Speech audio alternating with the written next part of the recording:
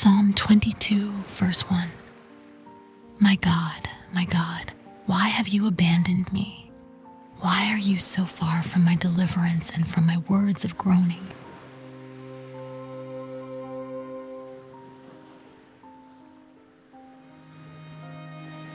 Psalm 22, 6-8. But I am a worm and not a man, scorned by mankind and despised by people. Everyone who sees me mocks me. They sneer and shake their heads. He relies on the Lord. Let him save him. Let the Lord rescue him, since he takes pleasure in him.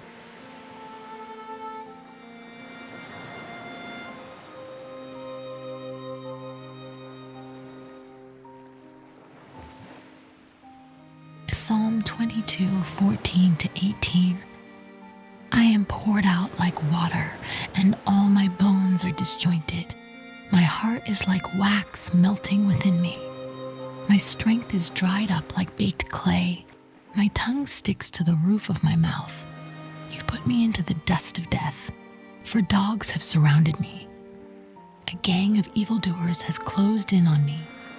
They pierced my hands and my feet. I can count all my bones. People look and stare at me. They divided my garments among themselves, and they cast lots for my clothing.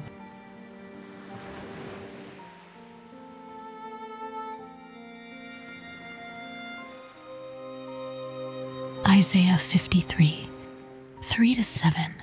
He was despised and rejected by men, a man of suffering who knew what sickness was. He was like someone people turned away from. He was despised, and we didn't value him. Yet he himself bore our sicknesses and he carried our pains. But we in turn regarded him stricken, struck down by God, and afflicted. But he was pierced because of our rebellion, crushed because of our iniquities. Punishment for our peace was on him, and we are healed by his wounds. We all went astray like sheep. We all have turned to our own way, and the Lord has punished him for the iniquity of us all. He was oppressed and afflicted, yet he did not open his mouth. Like a lamb led to the slaughter and like a sheep silent before her shearers, he did not open his mouth.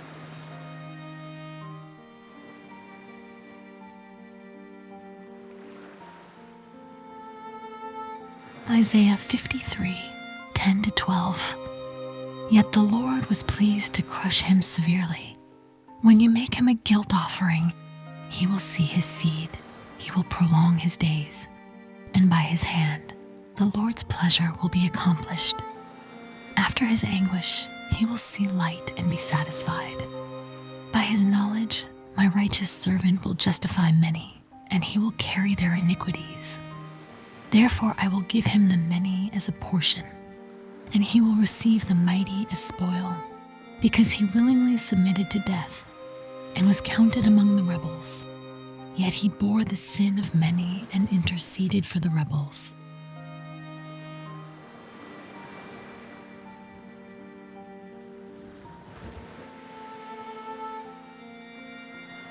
Zechariah 12, verse 10. Then I will pour out a spirit of grace and prayer on the house of David and the residents of Jerusalem, and they will look at me whom they pierced. They will mourn for him as one mourns for an only child, and weep bitterly for him as one weeps for a firstborn.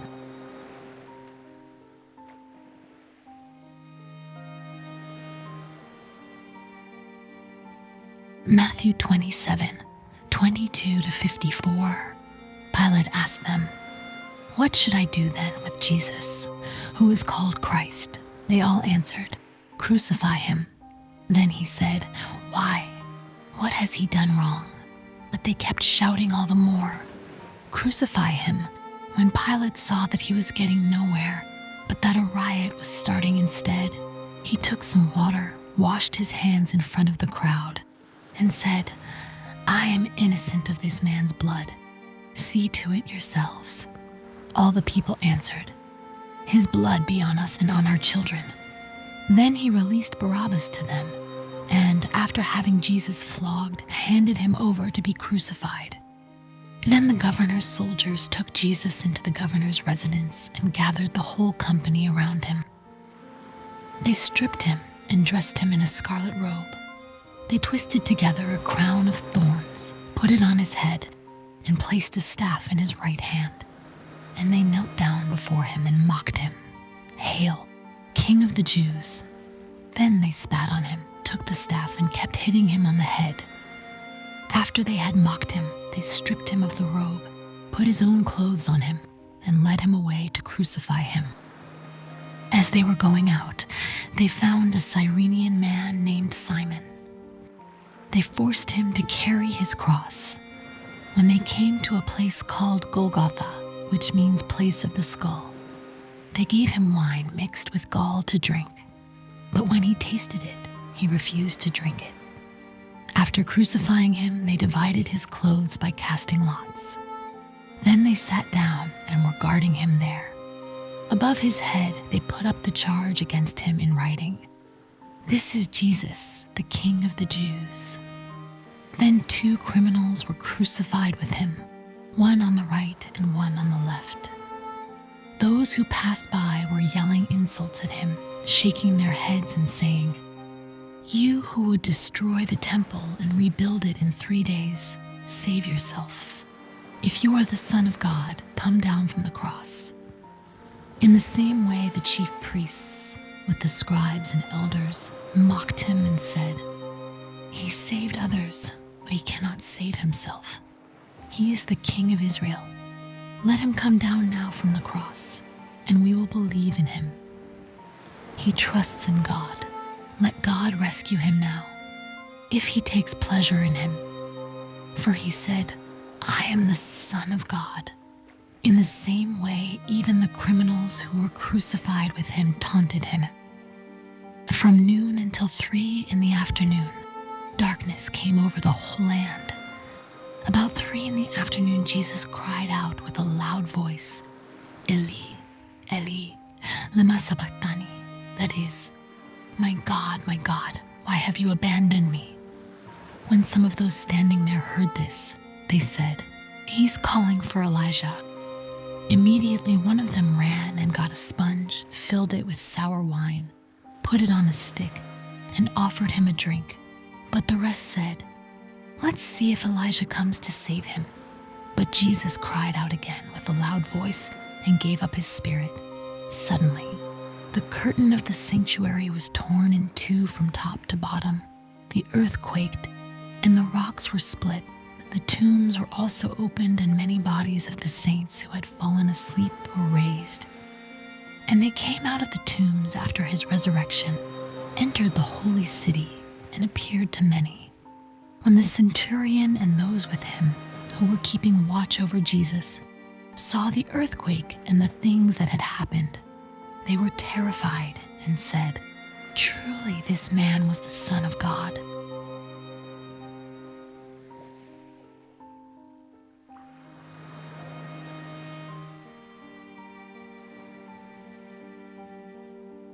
Acts 2:23-24.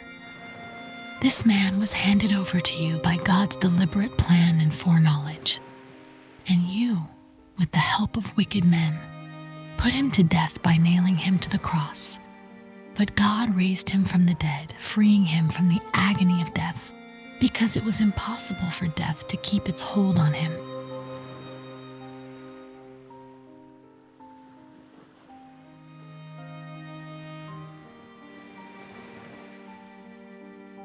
Romans 5:6-8. You see, at just the right time, when we were still powerless, Christ died for the ungodly. Very rarely will anyone die for a righteous person, though for a good person someone might possibly dare to die. But God demonstrates his own love for us in this. While we were still sinners, Christ died for us.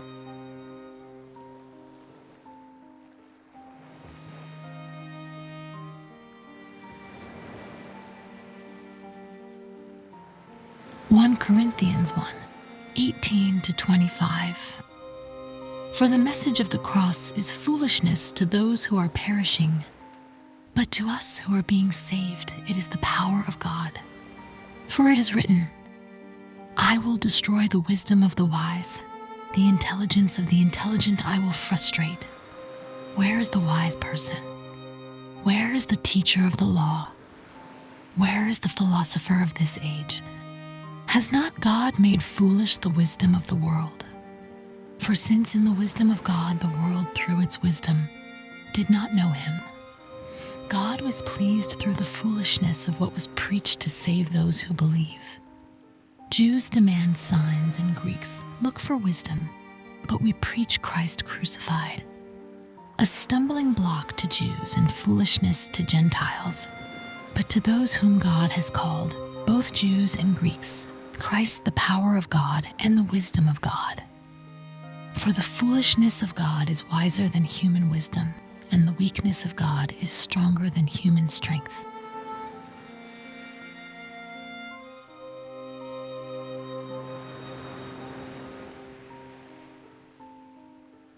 Galatians 3, verse 13. Christ redeemed us from the curse of the law by becoming a curse for us. For it is written, cursed is everyone who is hung on a pole.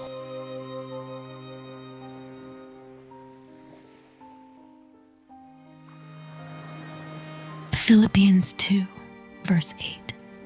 And being found in appearance as a man, he humbled himself and became obedient to the point of death, even the death of the cross.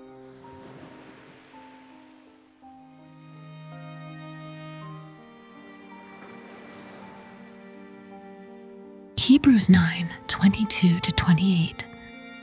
And according to the law, almost all things are purified with blood, and without shedding of blood there is no remission. Therefore it was necessary that the copies of the things in the heavens should be purified with these, but the heavenly things themselves with better sacrifices than these. For Christ has not entered the holy places made with hands, which are copies of the true, but into heaven itself, now to appear in the presence of God for us. Not that he should offer himself often, as the high priest enters the most holy place every year with blood of another. He then would have had to suffer often since the foundation of the world. But now, once at the end of the ages, he has appeared to put away sin by the sacrifice of himself. And as it is appointed for men to die once, but after this the judgment, so Christ was offered once to bear the sins of many. To those who eagerly wait for him, he will appear a second time, apart from sin, for salvation.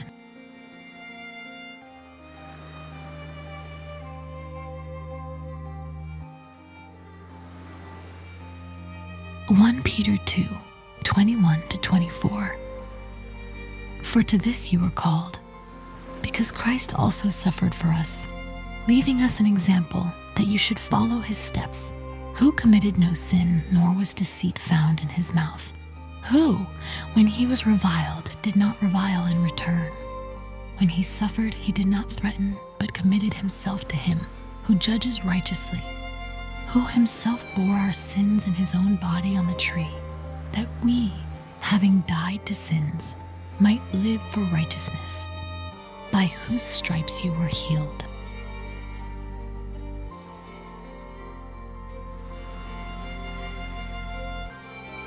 Revelation 5, 9-10. And they sang a new song, saying, You are worthy to take the scroll and to open its seals, for you were slain and have redeemed us to God by your blood out of every tribe and tongue and people and nation, and have made us kings and priests to our God, and we shall reign on the earth.